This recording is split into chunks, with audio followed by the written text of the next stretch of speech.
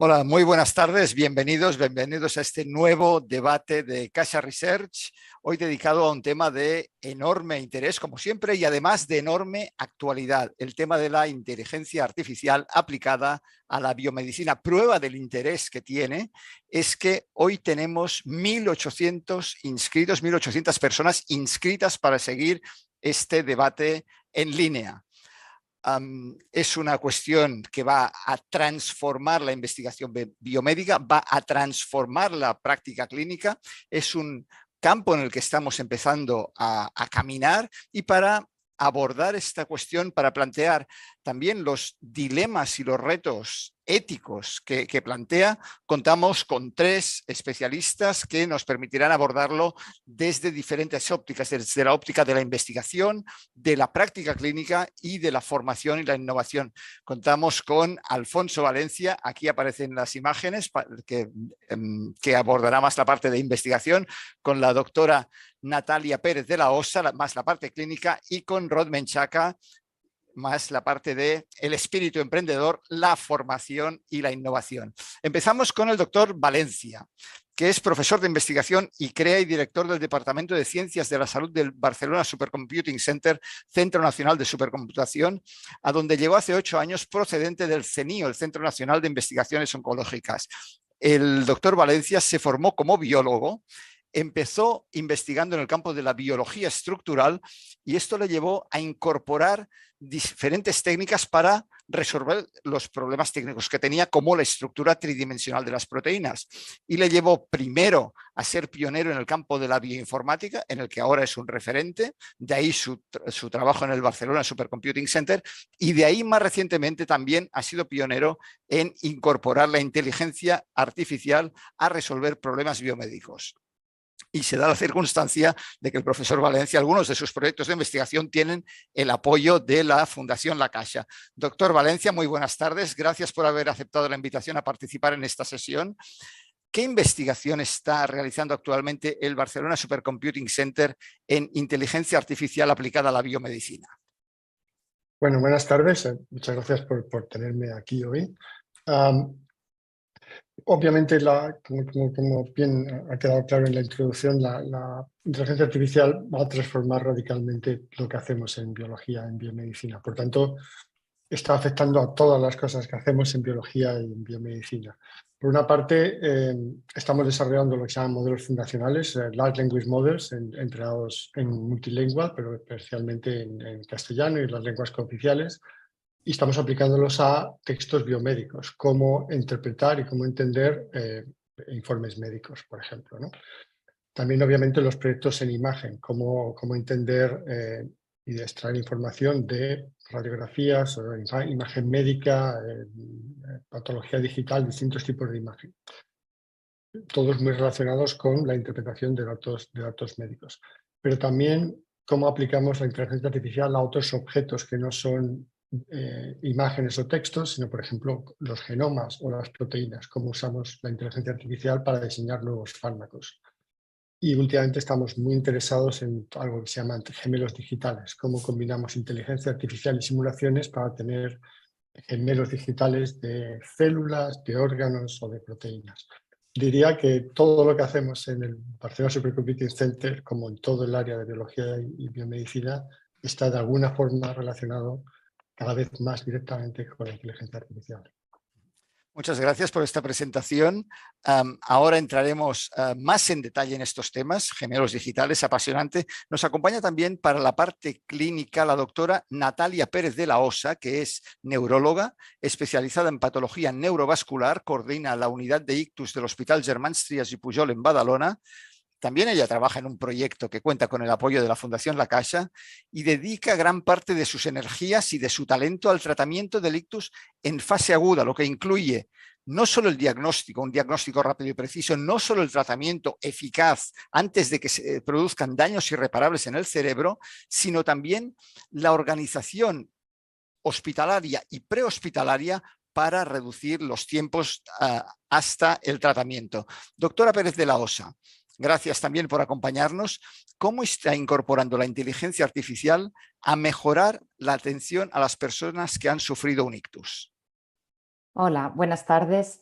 Sí, gracias por la introducción. Y bueno, nuestro proyecto se basa precisamente en eso, ¿no? En que la inteligencia artificial nos puede ayudar a la toma de decisiones en momentos que necesitamos tomar decisiones de forma rápida, momentos de emergencias y en las que a veces es difícil decidir lo mejor para que el paciente pueda conseguir la máxima recuperación, en concreto en el ictus. Entonces, nosotros estamos trabajando en diseñar una herramienta que se pueda utilizar en las ambulancias y con los datos que se pueden recoger en la ambulancia en ese momento de la primera atención prehospitalaria, antes de poder hacer ninguna prueba diagnóstica, ninguna imagen del cerebro, poder predecir el tipo de ictus que está sufriendo esa persona y con esta información que dé una respuesta de forma rápida, poder decidir a qué hospital es mejor que se traslade cada persona en función del tipo de ictus, porque el tratamiento puede ser muy distinto.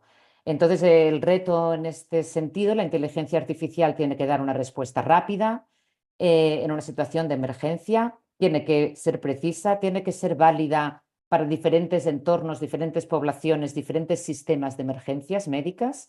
Y el otro reto que también creo que es importante es que la inteligencia artificial se integre en los procesos asistenciales que estamos haciendo, ¿no? Que es otro gran reto. Tenemos herramientas, pero tienen que ser rápidas y fáciles de integrar en nuestro día a día en todo el proceso sanitario. Muchas gracias. Y nuestro tercer invitado es Rod Menchaca, que participó en la fundación de ACE Channel, la plataforma más grande del mundo en educación quirúrgica. Dirigió la primera cirugía remota 5G de la historia y participó en el desarrollo del primer sistema de análisis con inteligencia artificial de eficiencia quirúrgica y actualmente es director global de piel digital del laboratorio Sysdin. Se define como un innovador optimista del aprendizaje permanente y defiende que en el desarrollo de la inteligencia artificial en el campo de la biomedicina deben participar a partes iguales médicos, ingenieros y abogados. Doctor Menchaca, ¿cómo entró la inteligencia artificial en su vida y cómo está afectando a su trabajo actualmente? Bueno, entró de un modo muy fuerte con un proyecto de Google X en Estados Unidos. Entró en un proyecto para entender o interpretar el performance quirúrgico de los cirujanos bariátricos en una cirugía muy concreta, en un gastric bypass. Con Google, junto a Google, analizamos 17.000 cirugías en todo el mundo, en grupos de a 20 cirugías, y a partir de allí cogimos todos los datos con visión por ordenador, entendiendo y trabajando muy de la mano con cirujanos, entendimos todas las fases quirúrgicas, pudimos compararlas entre ellas y pudimos comenzar a identificar desviaciones. ¿Cuál es el objetivo? El objetivo es que una vez que detectamos que hay una falta de eficiencia o un lack de aprendizaje concreto en un momento concreto, una decisión que no es correcta, después de la cirugía, un sistema de educación le entregaba una píldora de conocimiento para mejorar el momento exacto en el que había, bueno, no tiene fallado, pero no había entregado lo mejor que tenía. Entonces, básicamente entra con un megaproyecto de Google, con un pequeño presupuesto de 1,4 billones de dólares, muy a la americana, pero un proyecto que posiblemente estaba muy avanzado a la regulación. Por lo tanto, el proyecto fue presentado, pero al mismo tiempo, por parte de los comités de ética, lo que hemos hecho es frenarlo del todo hasta que la regulación esté a la altura.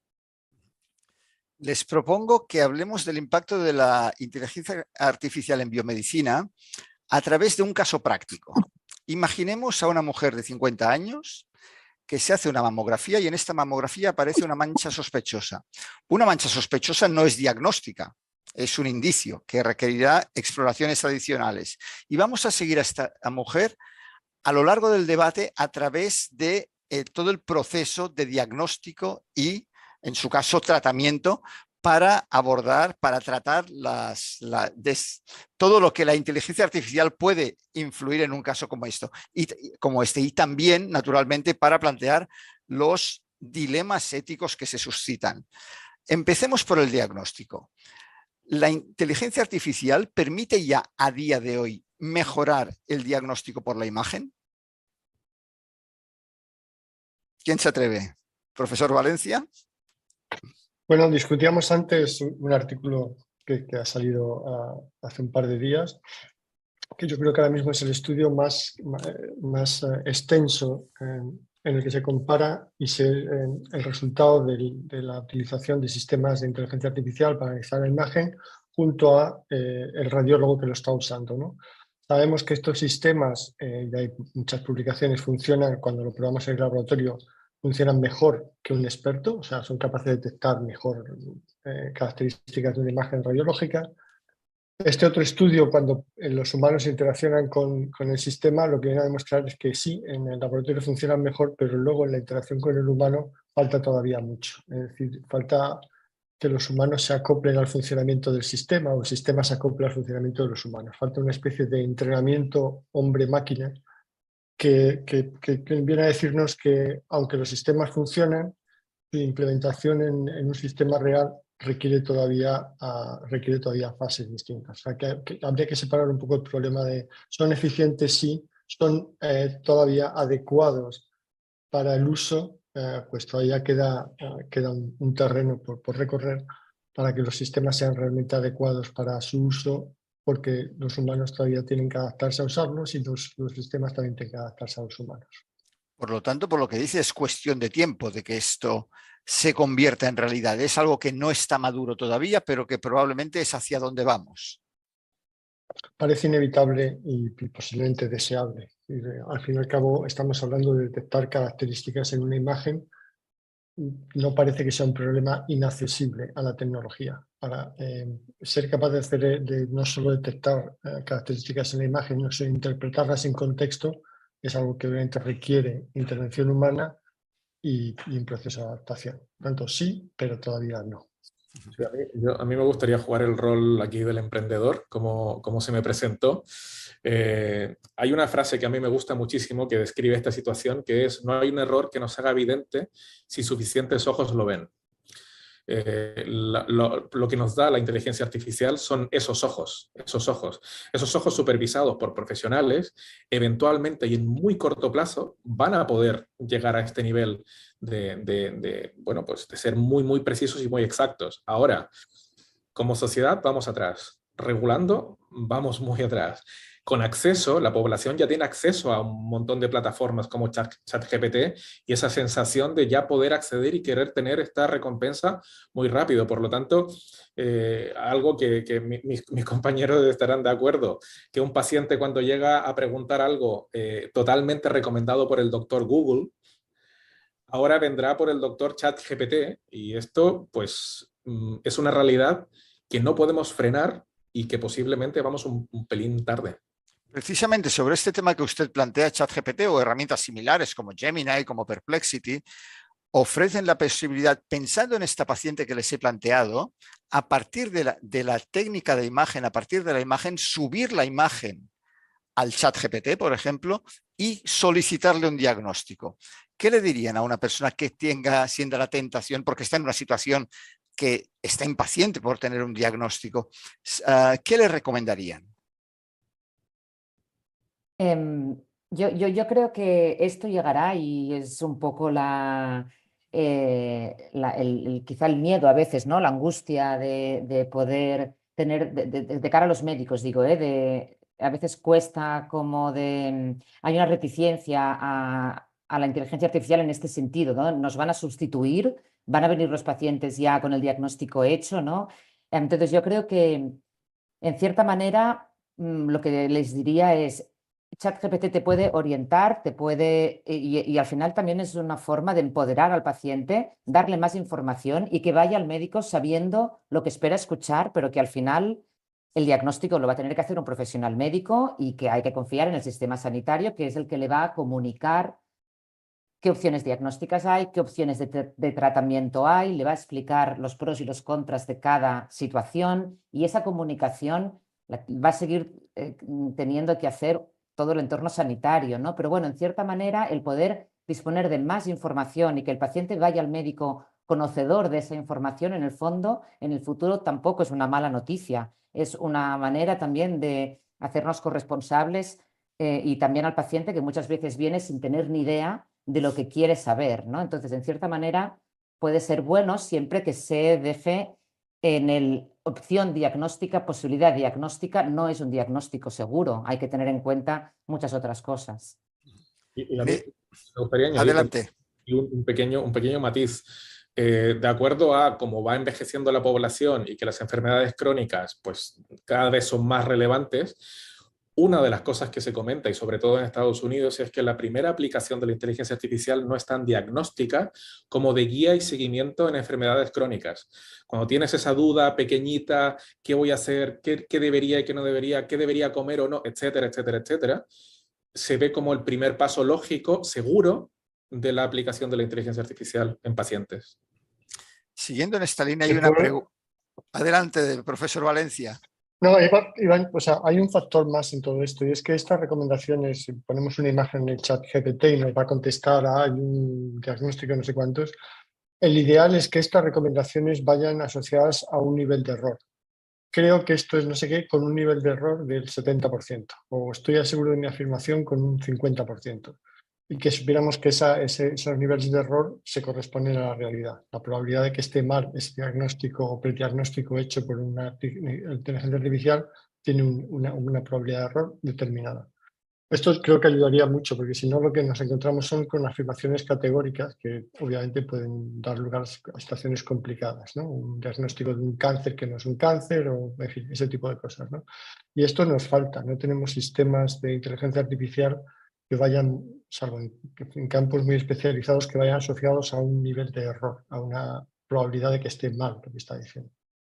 Por otra parte, yo quisiera añadir, perdón, también hay otra ventaja posible, que es el poder llegar a donde no llegamos actualmente con los recursos humanos que tenemos. O sea, las listas de espera son larguísimas, llegar a un oftalmólogo para que te hagan un fondo de ojo pues puedes necesitar muchos meses, y bien utilizado y trabajando todos en la misma dirección y asegurando que los datos a los que puede acceder la población son fiables, es una manera también de ganar en equidad, ¿no? En acceso a la información, y que a veces pues no dispones de todos los especialistas en todas partes, y en cambio ChatGPT sí puede estar en todas partes. Entonces, de alguna manera nos puede ayudar a que todo el mundo tenga un mayor acceso, unas mayores oportunidades de acceso a la información médica. Hemos hablado hasta ahora de diagnóstico por la imagen. Hay una pregunta planteada por los asistentes, que algunos de ellos nos han enviado propuestas de preguntas, que es interpretación de analíticas de sangre. ¿Se puede con un modelo de lenguaje como el ChatGPT? Hablamos de ChatGPT porque es el más conocido, pero hay otros. ¿Interpretar una analítica de sangre? No, yo diría que no. ChatGPT, tal como modelos de lenguaje que conocemos ahora mismo, son fatales en tratar valores numéricos. Y esto es bastante fácil verlo haciéndole cualquier pregunta sobre cualquier operación sencilla matemática. O sea, que creo que los modelos de lenguaje tienen grandes virtudes, pero actualmente tiene grandes limitaciones, no razonan, y el razonamiento matemático es uno de los razonamientos que no son capaces de hacer. Gracias por esta aclaración tan pertinente. Volvamos a nuestra paciente. En el campo de la oncología se ha hablado mucho de la biopsia líquida. Hay grandes expectativas en que a partir de una analítica de sangre se puedan detectar información genética para hacer un seguimiento de un paciente, o para hacer un diagnóstico de un paciente, o para ver el perfil genómico de un tumor. ¿En qué punto estamos, profesor Valencia? La capacidad de la inteligencia artificial de manejar cantidades ingentes de datos puede ser un factor que acelere la llegada efectiva de la biopsia líquida al tratamiento de los pacientes. Obviamente sí. Todos estos problemas que tienen que ver con datos muy valiosos, pero a su vez complejos, ¿no? Porque en biopsia líquida vas a acabar teniendo un montón de informaciones mezcladas. De hecho, tienes un montón de informaciones mezcladas. Son un buen sustrato, un buen terreno de juego para sistemas de aprendizaje. Entrenados suficientemente con suficientes datos, suficientemente validados y demás. De hecho, poniendo esto de un modo más general, lo que es la biología molecular, el DNA, las proteínas, las secuencias, los genomas. Siempre hemos hablado de esto como códigos, el código del DNA que transformamos en código de proteínas, que transformamos en código de funciones. Eso ya nos indicaba que son códigos que son deducibles, que son interpretables por máquinas. O sea que lo que vamos a ver en los próximos años es una entrada enorme de la inteligencia artificial en la biología molecular que está por detrás de toda esta interpretación, la interpretación de los genomas, de las mutaciones, de todo este tipo de cosas. Y bien puede ser que podamos resolver con sistemas de aprendizaje automático las claves de todos estos problemas en biología que están por detrás de los problemas biomédicos. ¿Qué impacto tienen las mutaciones? ¿Que puede detectar un fragmento de un DNA, un DNA circulante que contenga la mutación que me dé la clave de la propensión de determinado cáncer o de estado de un determinado de un tumor en un paciente? Creo que en este caso está todo como puesto en línea para encontrar estas soluciones. No se ve ningún obstáculo, salvo que hay que hacerlo y hay que hacerlo de un modo consistente y fiable. A nuestra paciente, después de la mamografía, con aquella imagen que decíamos que era sospechosa, se le hace una biopsia y finalmente se confirma un diagnóstico de cáncer. Nuestra paciente se va a someter a cirugía para extirpar el tumor. ¿Cómo mejora la inteligencia artificial las técnicas quirúrgicas? Este es un campo en el que usted, profesor Menchaca, ha trabajado especialmente. Sí, bueno, hay múltiples formas de hacerlo. La primera es cuando me enfrento a una complicación en cirugía, al final son 3 factores, ¿no? Tener el setup correcto, tener todo lo que necesito para que mi cirugía salga bien. El segundo factor es enfrentarme a complicaciones y tener el mayor abanico de capacidades en mi cabeza y en mi memoria para poder enfrentar esa complicación. Y el tercero es la confianza, ¿vale? Toda cirugía tiene una curva de aprendizaje y las distintas cirugías pues requieren más casos que haya visto y haya practicado. ¿Qué pasa? Vamos a hablar de un cirujano que está en un país en vías de desarrollo, que en la mañana hace una cirugía de una rodilla y por la tarde tiene que pues, hacer una cirugía gastrointestinal. No tiene un conocimiento concreto y específico, lo estoy llevando al extremo, ¿vale? Entonces lo primero es cuando un sistema, y lo que hicimos nosotros, cuando un sistema aprende una cirugía y todas las fases quirúrgicas, conseguimos hacer un GPS quirúrgico. Y esto es un mapa de calor que muestra los 2 siguientes pasos ideales de la cirugía. Esto, que os estoy contando que parece ciencia ficción, hoy existe. Hoy existe con al final, si pensamos en cirugía más allá de una cirugía gastrointestinal que por naturaleza está en movimiento, pero otros tipos de cirugía, por ejemplo, unos meniscos, estamos hablando de, pues, entre comillas, y voy a utilizar esta palabra, fontanería, ¿vale? Entre comillas, las imágenes se pueden reconocer, etc. Hoy en día podemos ser asistidos por un sistema que me guíe en la cirugía, un sistema de navegación quirúrgica con inteligencia artificial.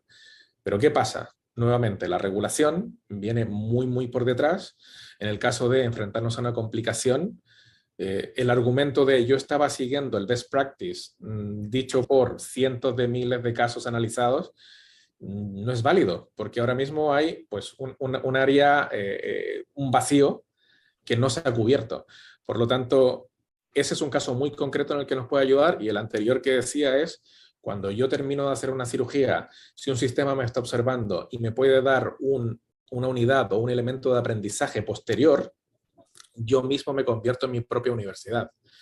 Es decir, termino y donde yo fallé, ya tengo un contenido de aprendizaje a medida para que la siguiente sea mejor. Estamos en la fase ya de tratamiento de la paciente. Usted, profesor Valencia, ha hablado antes de gemelos digitales. ¿Podría desarrollar un poco más esta idea de qué son y cómo van a transformar los tratamientos?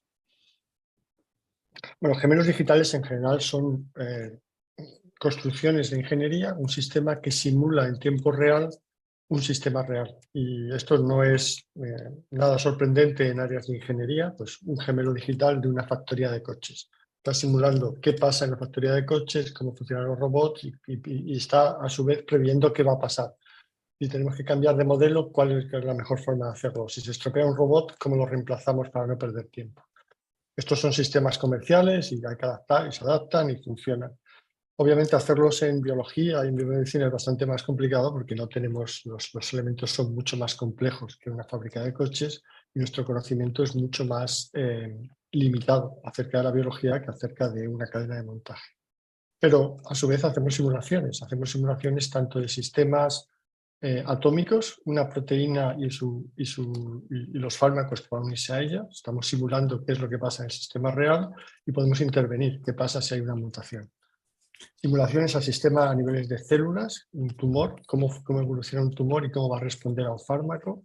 Simulamos las células, el entorno, el sistema inmune. O simulaciones a niveles de órganos. Simulamos un corazón, estos son 3 casos en concreto en los que el BSC trabaja. Simulamos un corazón y podemos ver cómo se podría tratar una arritmia o cuál es la consecuencia de tratar una arritmia de distintas formas. Por tanto, estos gemelos digitales, digamos, están en el área de medicina en sus primeras fases, están en la fase de desarrollo. Algunos tienen aplicaciones comerciales, aplicaciones reales claras, las simulaciones de proteínas o estos de órganos están más introducidos, los de células menos, pero vienen a reemplazar o a complementar lo que son los sistemas tradicionales de ensayos. Ahora hacemos ensayos preclínicos antes de que un fármaco vaya a entrar en ensayos en humanos, probamos con animales, con ratones. Muchos de estos se pueden reemplazar, pensamos se van a poder reemplazar por estos otros sistemas en los que lo hacemos una simulación en ordenador antes de realmente pasar a probar un fármaco para que se pruebe en humanos. Pero no estamos hablando de gemelo digital a nivel de organismo, a nivel de todo el cuerpo humano entero. Yo creo que todavía estamos muy lejos de poder simular toda la complejidad de un cuerpo humano entero. Esto incluye muchos aspectos de fisiología, de la conexión entre distintos tejidos y órganos. Yo creo que si conseguimos estabilizar, en el sentido de estabilizar y que se empiecen a usar en la práctica clínica simuladores de órganos o de sistemas, ya sería el estado en el que estamos ahora mismo. Simular humanos completos suena todavía un problema de ciencia ficción. Cuando cuento esto a los estudiantes les pregunto si esto será posible dentro de 100 años. 100 años, seguro que dentro de 100 años esto es posible. ¿Será posible dentro de 50 años? Uy, 50 años, tantas cosas han pasado en 50 años, ¿no? Creo que veremos gemelos digitales de humanos completos y lo que hacemos es apostar por que esto pueda pasar lo antes posible, porque obviamente sería deseable poder hacer experimentos en gemelos digitales fiables antes de hacerlos con humanos, ¿no?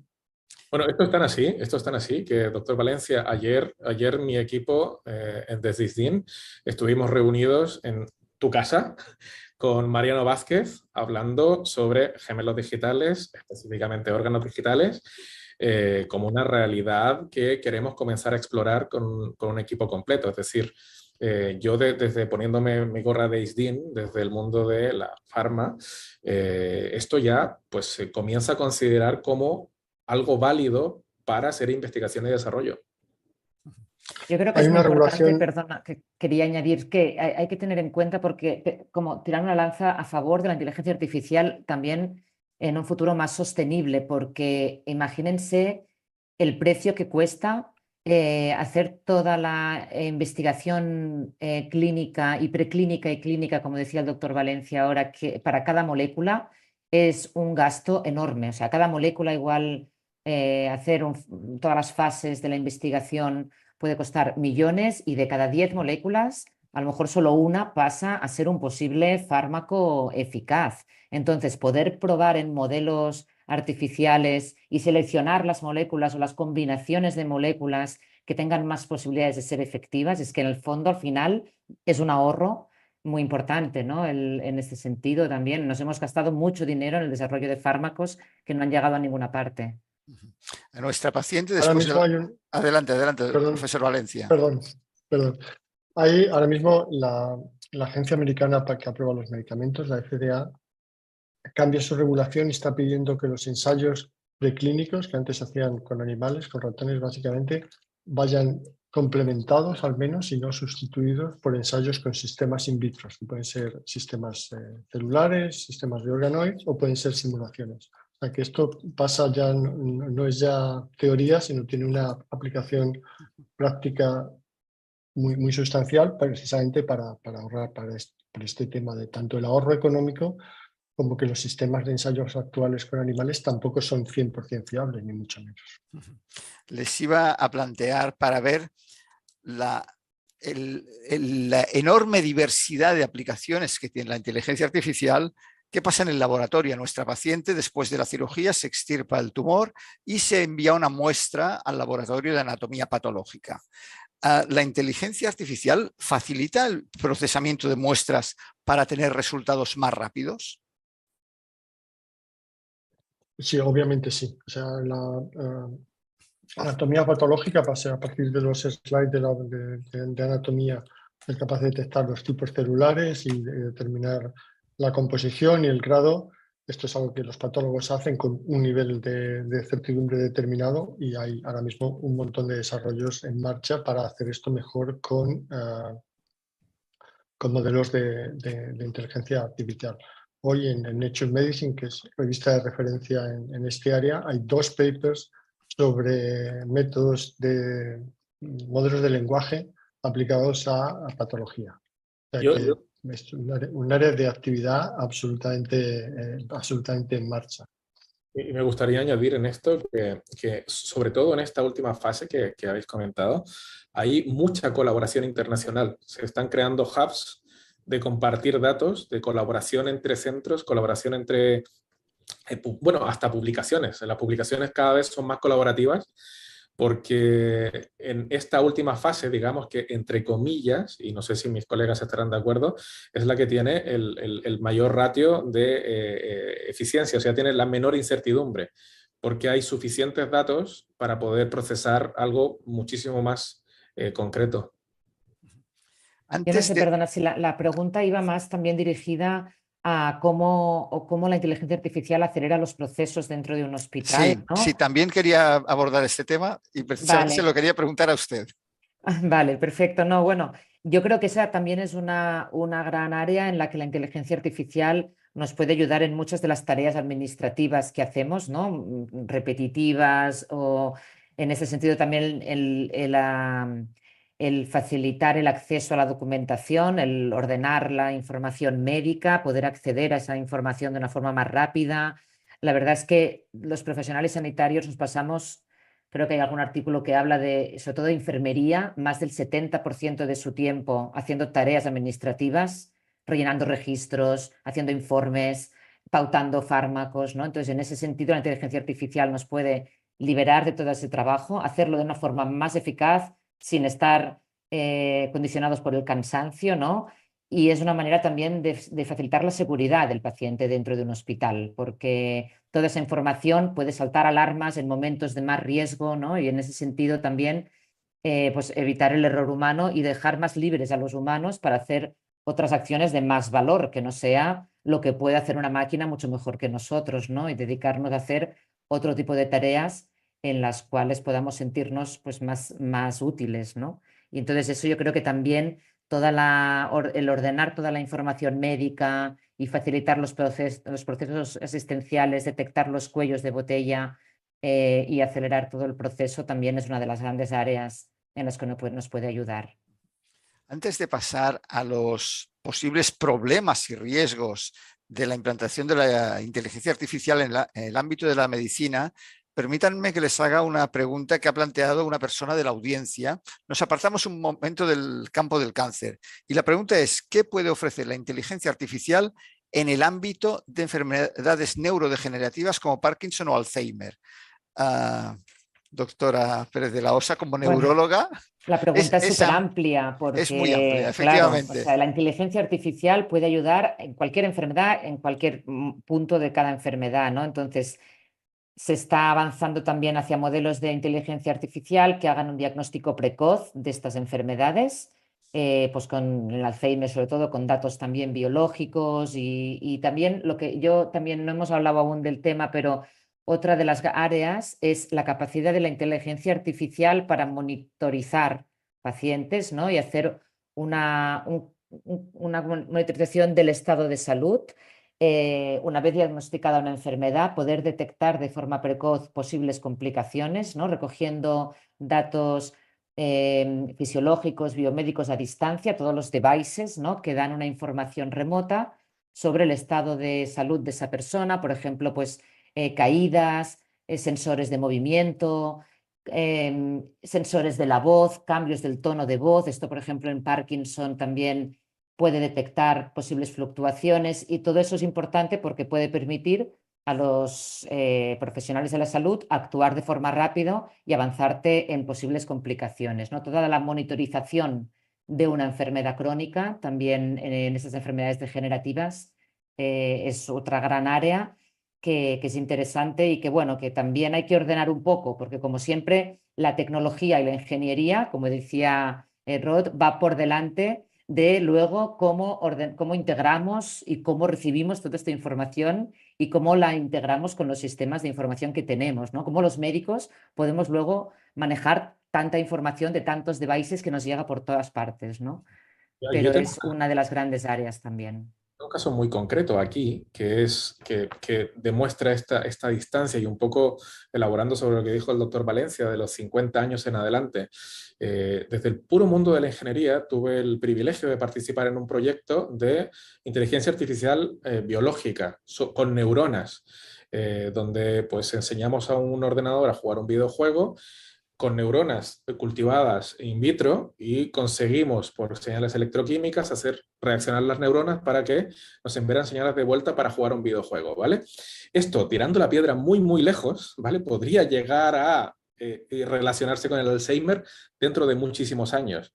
Sin embargo, esto viene de fondos que están destinados a la pura ingeniería, que sí tiene un componente médico, que sí tiene una validación científica, pero hay un desbalance tan grande entre lo que es el mundo de las startups, los fondos, las burbujas tecnológicas, etcétera, y la validación científica, que nos vemos muchas veces en coger los dos lados y en intentar cerrarlo lo más posible, porque hay dos velocidades distintas y un mismo problema identificado.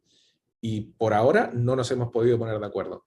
Sí, yo creo que es cuestión de tiempo, pero ahí hay que avanzar un poco al mismo ritmo para no perder oportunidades. Otra área en la que también la inteligencia artificial, sobre todo el análisis de la conducta, ¿no?, es las áreas de salud mental. También es una de las áreas en las que se está avanzando en sistemas de monitorizar, pues, la conducta de un paciente, el tipo de mensajes que escribe, la longitud de los mensajes, su actividad en redes sociales. Toda esa información puede darnos pistas de si esa persona está en riesgo de hacer una recaída, de un riesgo de suicidio, por ejemplo.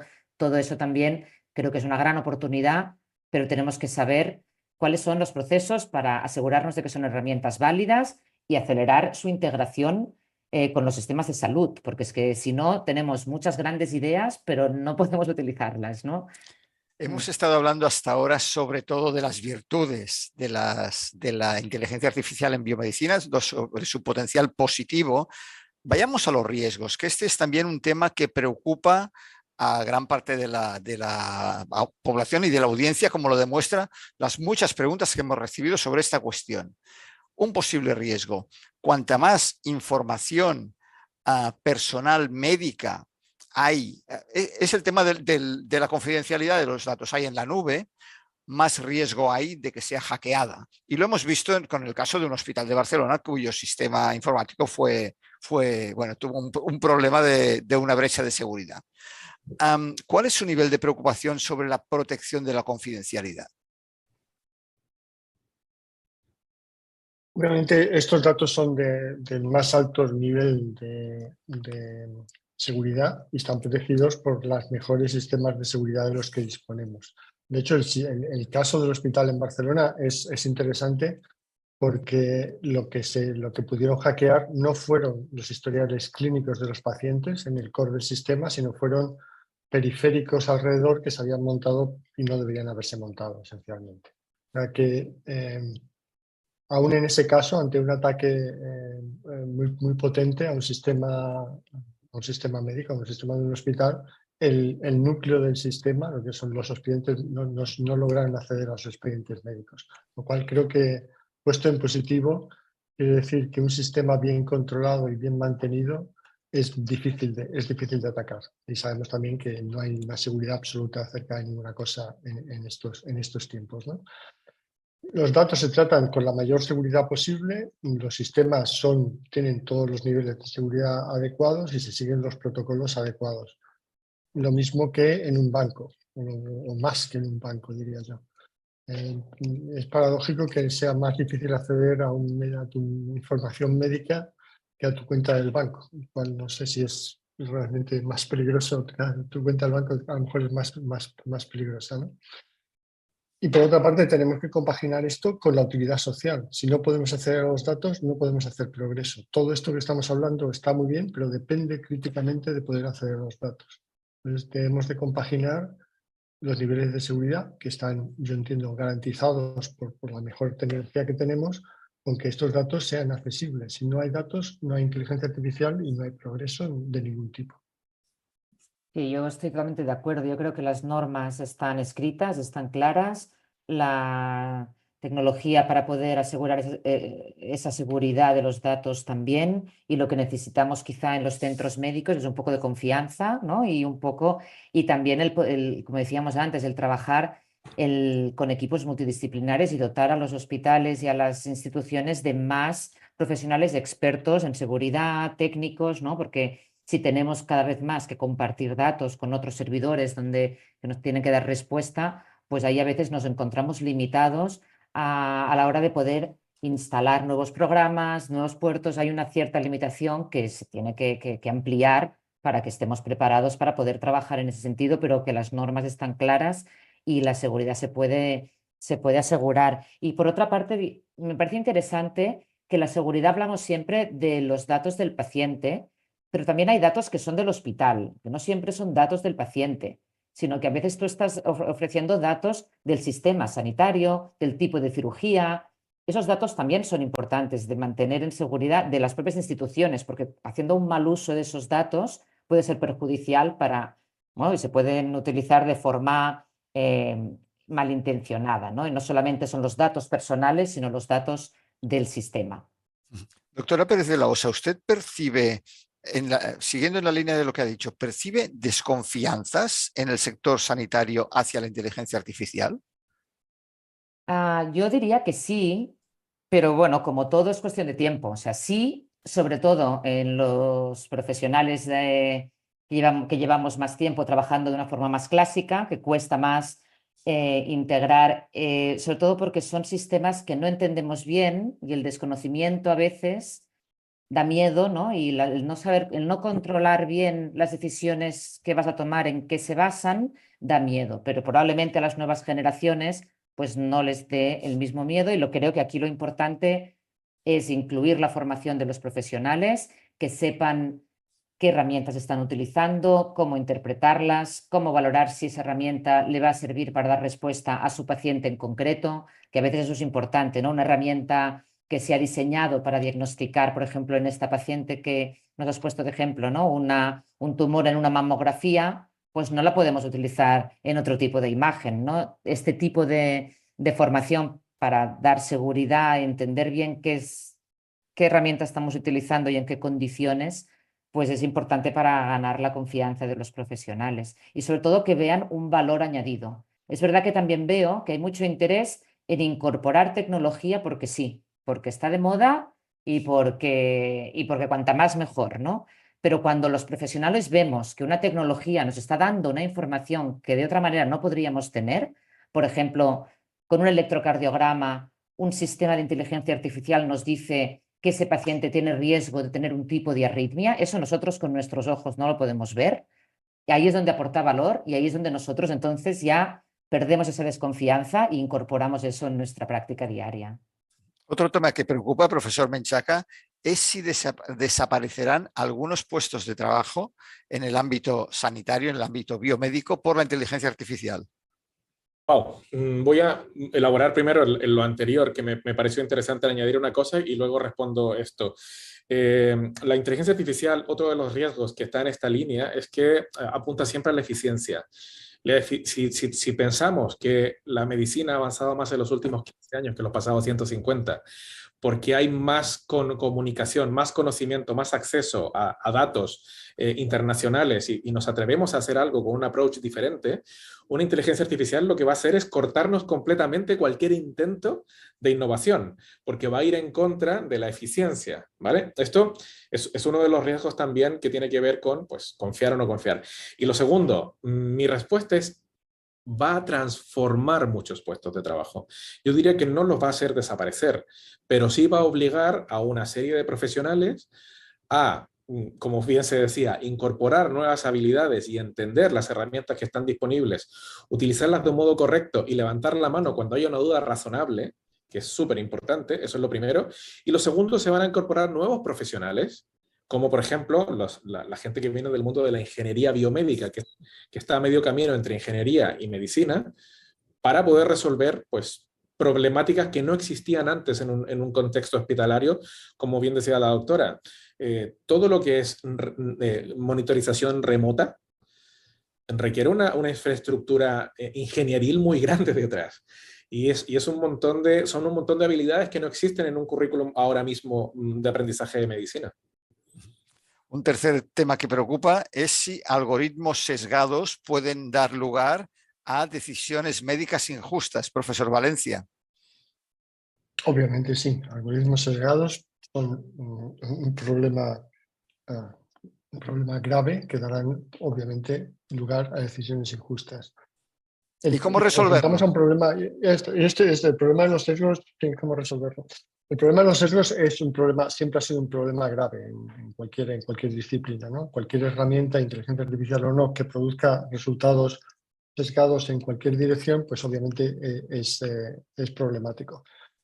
Este problema se aumenta enormemente, se multiplica enormemente con herramientas que manejan grandes cantidades de datos, porque las probabilidades de que incluyan sesgos es mayor, y los sesgos se pueden incluir en cualquier nivel.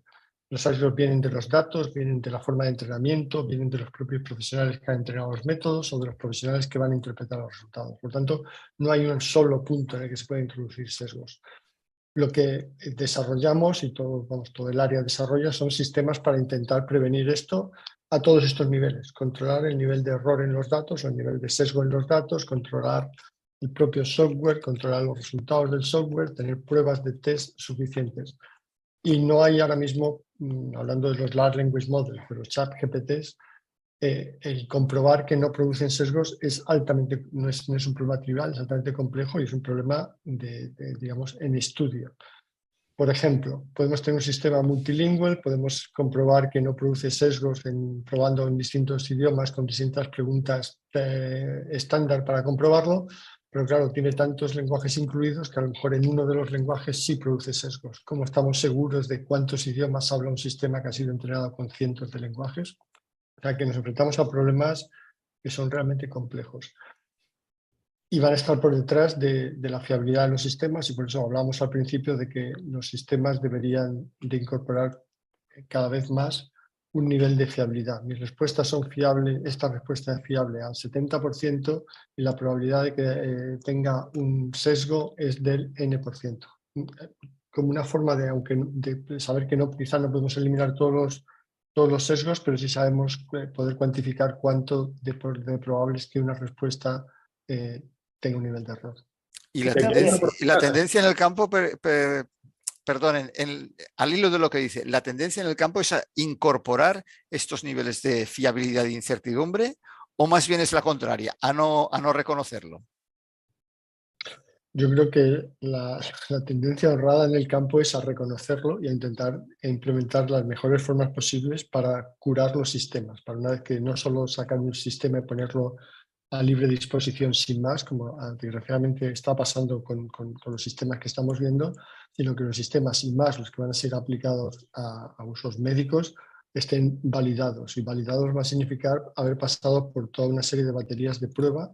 Y esto es, obviamente, la respuesta más lógica y más honrada, es que los sistemas hayan sido validados con conjuntos de prueba que nos han hecho seguir toda esta cadena. Sabemos dónde proceden los datos, sabemos cómo los datos han sido introducidos, sabemos qué nivel de error tienen los datos, sabemos cómo es el software está abierto, podemos estudiar cómo es el software, podemos mirar las respuestas y analizar los niveles de las respuestas con conjuntos que tengamos preanotados.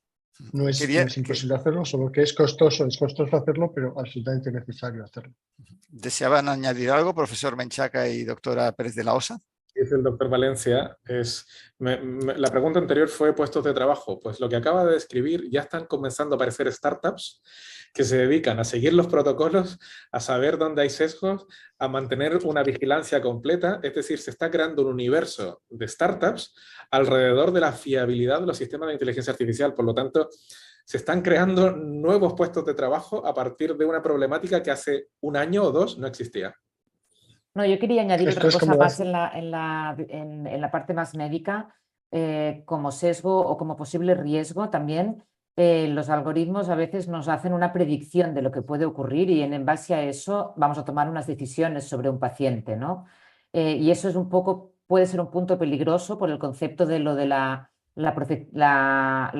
profecía autocumplida, ¿no? Si un algoritmo te dice que ese paciente va a tener un mal pronóstico y probablemente hagas lo que hagas, va a fallecer, probablemente el médico decida hacer una limitación terapéutica que al final acabará cumpliendo lo que el algoritmo predecía. Entonces, en ese sentido, también hay que ir con cuidado de saber que eso es una herramienta que te da una predicción, pero que no siempre se tiene que cumplir, que hay posibilidad de que se esté equivocando y de que dejar también un poco abierta la posibilidad a que no sea 100% cierto y que haya otras posibilidades, ¿no? Eso en la toma de decisiones, por ejemplo, en un paciente que está en la UCI, en una situación crítica, pues ahí es muy importante también, ¿no? Porque tomar decisiones en base a lo que una máquina te está prediciendo, pues puede ser peligroso también.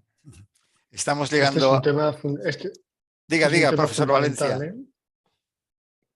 Brevemente, este es un tema fundamental. Cómo un profesional, ante una serie de opciones que le ofrece un sistema de inteligencia artificial, va a tener libertad para elegir no la primera opción, sino pues, la segunda, porque le parece más adecuada, y si va a tener el respaldo legal para luego defender esa decisión. Este es un tema súper importante y que en el creo que estamos todavía muy al principio. Estamos llegando al límite de nuestro tiempo. Les propongo, para cerrar la sesión, que sinteticen la idea principal que desean transmitir a las personas que están siguiendo el debate, el take home message. Si nos tuviéramos que marchar con una sola idea, ¿cuál creen que debería ser? Bueno, si voy yo primero, la mía es súper sencilla. Yo creo que nosotros no vamos a resolver el problema del cáncer ni de ninguna enfermedad, pues nosotros computacionales, pero creo que no hay solución para ninguno de los problemas cáncer o enfermedades o otras enfermedades que no pase por el uso del tipo de métodos y herramientas que estamos desarrollando. Por tanto, no tenemos la solución, pero somos parte de la solución. Yo quiero seguir con... Estamos enfrentándonos a algo que estamos recién rascando la superficie y nadie de los que está en este foro, en este debate, tiene la razón. Y es un esfuerzo, ni el gobierno la tiene, ni las instituciones, ni los hospitales, ni nada. En este momento, como sociedad, nos estamos enfrentando a algo que va a generar más preguntas que respuestas, y mi invitación es la colaboración y la co-creación entre profesionales más que nunca. Pues yo, siguiendo un poco el mismo hilo, diría que la inteligencia artificial en salud nos ofrece muchas oportunidades. Tenemos que dejar que las máquinas hagan lo que saben hacer mejor que nosotros, que los médicos, que lleguen allí donde nosotros no llegamos y poder disponer, gracias a eso, pues de un mayor tiempo para poder escuchar y hacer esa parte que las máquinas falta mucho para que puedan aprender a hacer, que es la parte más humana, la escucha, la comunicación con los pacientes, ¿no? Esa pregunta de ¿y usted qué opina, doctor? Pues eso probablemente solamente un doctor, ¿no?, puede responderlo. Muchas gracias a los tres, profesor Valencia, doctora Pérez de la Osa, doctor Menchaca. Gracias también a toda la audiencia que nos ha estado siguiendo en línea. Llegamos al fin del debate. Esperamos que les haya resultado interesante. Muy buenas tardes. Muchas gracias.